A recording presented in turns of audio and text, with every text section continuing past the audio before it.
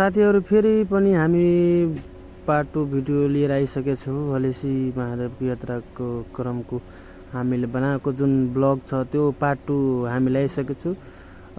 Part 2 चाहिँ तपाईको यो भिडियो चाहिँ अन्तिमसम्म हेर्नु होला। धेरै राम्रो र रमाइलो लाग्ने छ। तपाईहरु अन्तिमसम्म हेरेर लाइक सब्स्क्राइब गर्दिनु। धन्यवाद। यो पेट्रोल पम्पमा अब पेट्रोल हाल्ने छु। राम्रोसँग हाल्नु ल। पेट्रोल हाल्दैछु। यसले पेट्रोल चाहिँ 154.94 लगभग 200 जति रहेछ पेट्रोल पम्पको भाउ। अहिले कम भएको छ। पहिला बढी थियो 217 समथिङ थियो। अहिले कम भएको छ। कहिलेदेखि पेट्रोल घटेछ ब्रो? ब्रदर त लजाउनु भयो। ल ठिकै छ, केही छैन। के कहो बल खा के कहो हाँ कहो न कहो।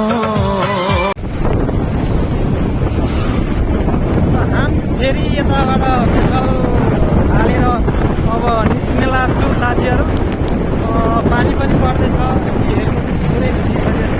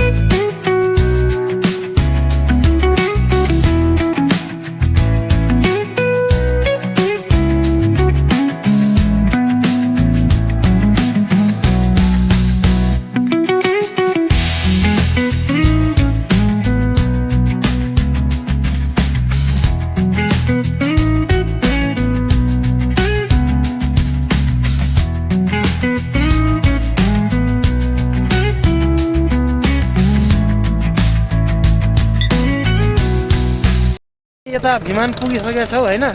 विमान पुगिसकेका छौँ। यता पानी पनि धेरै पर्दैछ। लास्टै पर्दैछ नि सरी। पानी पनि पर्दैछ। यी भिजिसकेका छौँ हामीहरू हैन।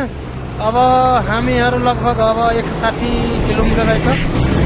लगभग 2 घण्टाको सफरमा हामी यता पुगिसकेका छौँ विमानतिर। अनि महेन्द्रबाट हामी विमानतिर पुगिसकेका छौँ।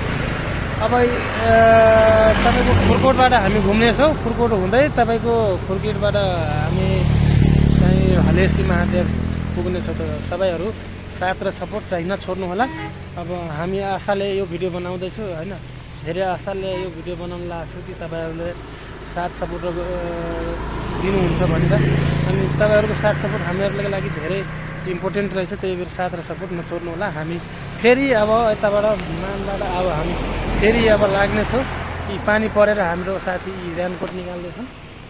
अब रेनकोट लाउने हो हैन। रेनकोट लाएर अनि त्यसपछि हेर्नु फेरि पानी पर्न थालेछ। लास्टै पानी पर्न थालेपछि यो त हामी देखाइदिन्छौँ। पहाडतिर धेरै पानी भइरहेछ हैन। अब यस्तै हो। तपाईको प्राय पहाडतिर पानी पर्ने गर्छन् यस्तो साउन महिनामा त अनि स्वाभाविक कुरो हो, पानी पर्नुपर्छ। हाम्रो कृषि प्रधान देश भएको कारणले गर्दा तपाईँको अब पानी पर्नु अब धेरै आवश्यक छ होइन साथी? हामी के गर्ने त अब हिँड्नै लाग्ने नि।